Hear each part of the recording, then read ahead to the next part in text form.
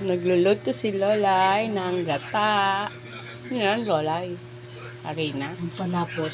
Hindi, yung Blue kilos. blue. Nilagay na ni Lola ang langka. Nandiyan na rin yung bilo-bilo. At ang bilo-bilo, nandiyan na.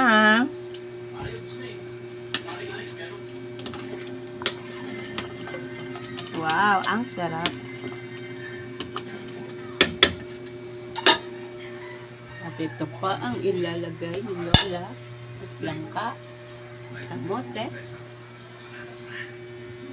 Yan.